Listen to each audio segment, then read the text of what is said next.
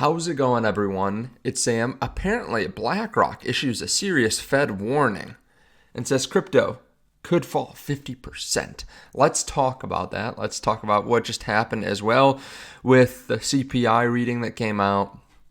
It came out better than expected, which dropped initially the price of Bitcoin. We'll talk about why that is.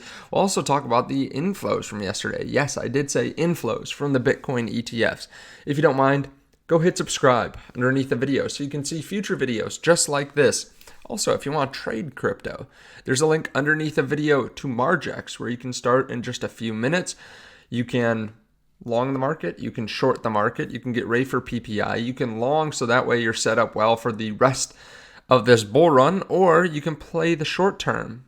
They're also doing a big Caspa airdrop that allows you to get free tokens up to $5,000 worth of tokens.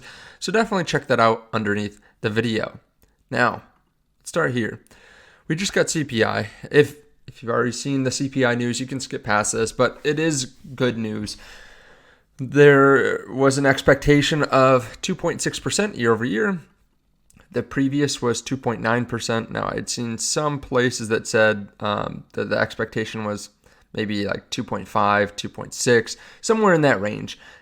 It came in right at expectations or right below expectations, right? Like I said here, 2.6, this says 2.5. It came in at 2.5%. The CPI core came in at 3.2%, which was at expectations. So month over month, it was 0.2%. And when this came in, Bitcoin actually fell. Like this little red candle, it fell by $400. Kind of interesting. I think it shows that maybe 50 basis point is out. The 50 basis point cut is out for the next rate cut, which honestly, in the long term, I think is better. We shouldn't have drastic moves because that shows that the Fed really doesn't know what they're doing. That provides more risk to the market. We want slow and steady movements.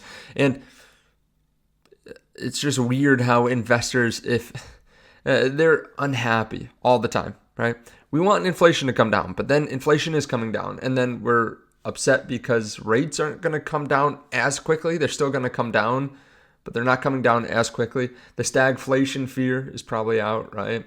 No growth and significant inflation, right? That is out based on the fact that we continue to see lower and lower inflation numbers. Of course, we still need that strong jobs market. We still need strong growth, and we want inflation to come down. And so far, I think we're doing a pretty good job. So I think this will actually be good for the markets, even over the short to medium term, or medium term, I should say. Who knows what happens like in the next few hours or the next day, right? That is subject to the whims of whoever's selling or buying on the day. But overall, I think this is really good news. And tomorrow we have PPI as well. You can see here, we have come down now to the lowest point since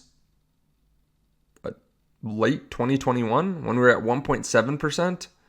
Like after COVID, it got a little bit scary because we were in the 0.1% range. Like we almost had no inflation.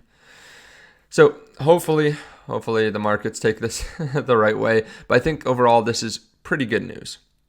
Of course, there will be some people that say it's terrible that, this is going to be the end of the market and all that kind of stuff. But overall, I think it actually is pretty good news. We have inflow data. GBTC with a $0 day. But BTC, the Grayscale Mini, had a $41 million inflow. ARKB had $13 million of inflow. Fidelity, $63 million. IBIT was zero. Interesting. It was a low volume day overall. Only 400 million or 0.4 billion for IBIT in volume. But overall, we had a net inflow of almost 117 million. And yesterday, the price of Bitcoin did go up, right? We went from, 56.5 to 58 again, and then fell down during the election debate, which we'll talk about that, I suppose, in a minute. BlackRock issues a serious Fed warning as crypto braces for a predicted 50% Bitcoin crash.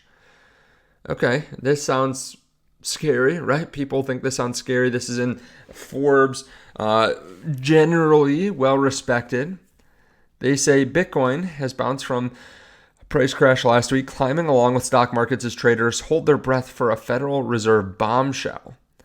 This sounds more like YouTube now than an article. The Bitcoin price has climbed back towards 60,000 after dropping towards 50,000. Now, as traders search for signs the market could be headed for recovery, analysts with the world's largest asset manager and Bitcoin spot exchange traded fund issuer BlackRock have warned that they see more volatility flare-ups ahead and predicted the Fed won't cut rates as quickly as markets expect. Okay, yeah, I mean, that's honestly what we were just talking about. They say we see multiple factors driving market volatility: resurgent recession fears due to softer economic data, pre-US election jitters, and profit taking as investors make room for new stock issues. We don't see the Federal Reserve cutting policy rates as sharply as markets expect. Then he goes on to, or the author of this goes on to say, meanwhile, analysts with broker Bernstein warned the Bitcoin price could crash almost 50% to around 50,000 if Vice President and 2024 Democratic Party nominee Kamala Harris wins November's U.S. presidential election. However, they do think that if the former U.S. President, Donald Trump, gets elected, that Bitcoin's price could surge to $90,000 thanks to Trump's recent embrace of technology. Okay. I just want to say this because, I was watching the election last night. Seems like the market, obviously people are watching it as well. It does affect the future policy of Bitcoin and crypto. Let me just be clear. Bitcoin's going to be here. Bitcoin's going to do really well over the next 10 or 20 years, regardless of who's president, right? If Bitcoin wasn't going to be a great asset to invest in, it would be quite fragile. But the fact is, people are inherently greedy, right? Electorates? I don't know. The politicians are inherently greedy, so they're going to pass stimulus that, helps them get votes. We continue to see a world where there's more and more productivity, AIs scaling quickly, and just in general, the cost of different products is going to come down in a way. There's going to be a deflation among technology. I know Kathy Wood talks about that, but it's true.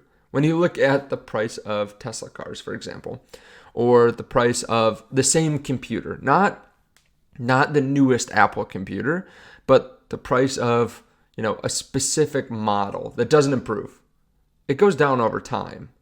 Right? Yeah, you pay more for the new ones because they're adding more stuff to it. There's inflation with new things, but technology, if you want the same thing from the past, it's getting cheaper. So there's going to be big leaps forward in technology over the next 10, 20 years. That's going to make everything a lot more productive. It's going to make labor cheaper, in my opinion. Robots. I know someone that works at a company that helps with conveyor belts for large companies. And the things that they can do are pretty crazy right now. They're very high tech.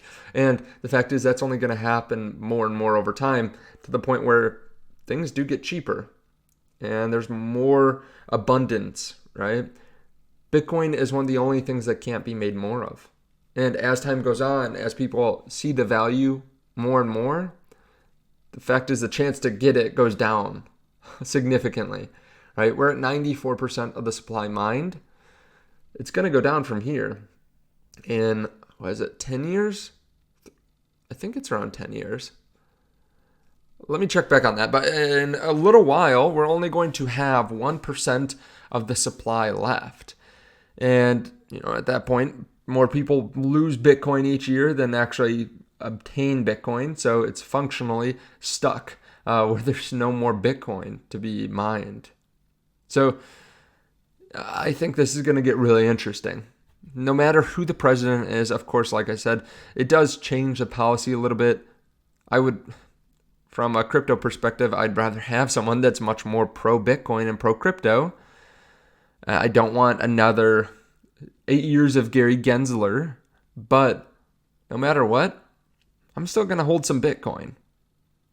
That's a great thing about Bitcoin. It doesn't matter really who's in power. It will continue to grow in importance and value, in my opinion, over a long period of time. I don't think Michael Saylor's sitting there, getting freaked out that Kamala Harris is going to become president and then he's just going to go panic sell his Bitcoin, right? So let me know your thoughts on that underneath the video. I'm not trying to get political, but obviously politics do play a role in people's psychology, and that plays a role in what people do with their money. Let me know your thoughts though. Again, if you want to trade crypto, there's that link underneath the video to Margex. Thank you so much, and I'll see you all in the next video.